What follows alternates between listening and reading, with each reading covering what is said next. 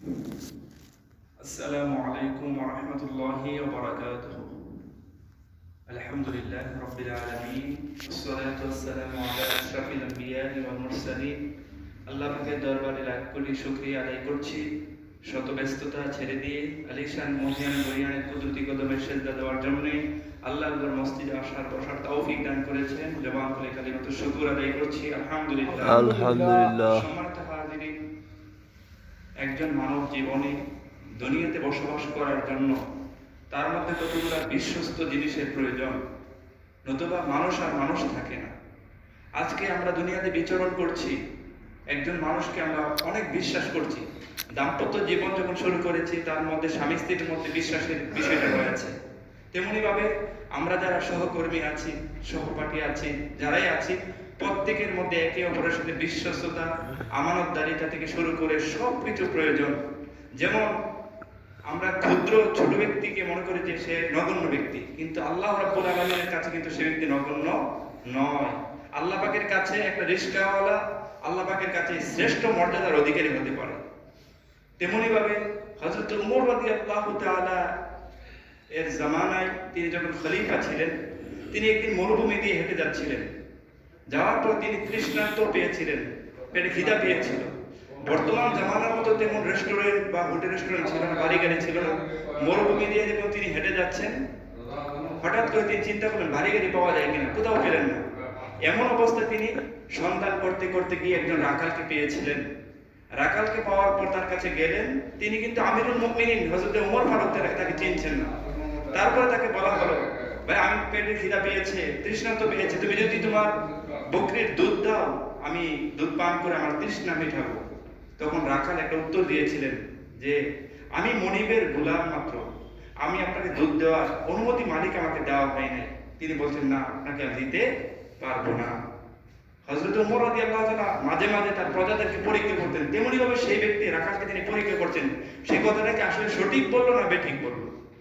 হে রাখালকে তিনি বলতে শুরু করলেন, ঠিক আছে, একটা বকরি তুমি আমার কাছে বিক্রি করে দাও, তার বিনিময়ে যে মূল্য আসবে এটা তোমাকে আমি দিয়ে দেব।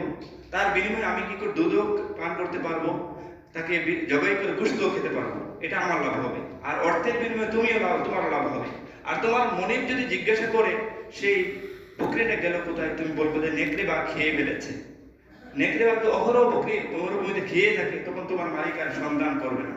তখন সেই রাখাল বলেছিল, হে শাহজাদা, আমার মালিক দেখে না, কিন্তু মালিকের মালিক, আমি কি মালিকের সাথে মিথ্যা বলবো? কিন্তু মালিকের মালিক অবশ্যই আল্লাহ সুবহানাহু ওয়া তাআলা আমাকে দেখছেন। জোরে বলুন সুবহানাল্লাহ। একজন রাখাল। আমরা কি অবস্থায় আছি? আমরা যারা সৈনিক চাকরি করি বা বাহিনীতে চাকরি করি বা সরকারি চাকরি করি, যারা করে না তাদেরকে আমরা অন্য দৃষ্টিতে দেখি কিনা বলেন? যারা বড় পদে আছে, ছোট পদে যারা আছে, অনেকে খারাপ মনে করে, মানুষই মনে করতে চায় না। আবার নিচু পদের যারা তাদেরকে অন্য দৃষ্টিতে দেখে। কিন্তু দেখেন, একজন রাখালের মধ্যে উমর, যিনি অদ্দজাহানের প্রেসিডেন্ট ছিলেন, তিনি তাকে পরীক্ষা করেছিলেন, তিনি উত্তরটা পেয়েছেন কি? এরকম ইমানদারি, একজন আমানতদারি উত্তর পেয়ে হযরত ওমর রাদিয়াল্লাহু তাআলা তার শিহর দাঁড়িয়ে গেছে, তার চোখ বেয়ে বেয়ে ধর ধর করে পানি পড়া শুরু হয়েছে। হযরত ওমর ফারুক বলছিলেন, তোমার মতো মানুষ যদি আল্লাহর এই জমিনে জীবিত থাকে, বেঁচে থাকে, কশিন কালো আল্লাহর এই জমিনে ফিতনা ফাসাদ সৃষ্টি হবে না, আমানত নষ্ট হবে না। আজকে আপনার সন্তানের কাছে আমানত দেন, আমানত হিসাব করে পাওয়া যাচ্ছে না। আপনার স্ত্রীর কাছে দেন, আপনার বন্ধুর কাছে দেন, আপনার যার সাথে চলাফেরা করছেন তার কাছে দেন, একটা কথার আমানত দেন, কথার আমানত পাওয়া যাচ্ছে না। অর্থ সম্পদের আমানত দেন, আমানত পাওয়া যাচ্ছে না। কিভাবে লুটে পড়ে খাবে সেই চিন্তা ফিকির রয়েছে। সরকারের রাজস্ব থেকে শুরু করে সবগুলোতে আছেই, এগুলো না করলে পেট ভরে না। এজন্য এইরকম জিম্মাদার, এইরকম আমানতদার যদি আমরা না হতে পারি, আমাদের ইমানের মধ্যে নোকসানিয়ত রয়েছে। নামাজ পড়ে রোজা রাখে, সব কিছু করে ঘুষ খায়। নামাজ পড়ে রোজা রাখে, মিথ্যা কথা বলে। নামাজ পড়ে রোজা রাখে, মানুষের ক্ষতি সাধনে লিপ্ত হয়ে থাকে। নামাজ তার পরিবর্তন আনতে পারছে না। ইন্নাস সালাতা কানাত আলাল মুমিনিনা কিতাবান মাওকুতা। আল্লাহ বলে যে নিশ্চয়ই নামাজ মানুষকে অশ্লীল গর্হিত কাজ থেকে কি রাখে? ফিরিয়ে রাখে, বিরত রাখে। নামাজ পড়ার পর কি জন্য যে আমাদের ফিরিয়ে রাখছে না?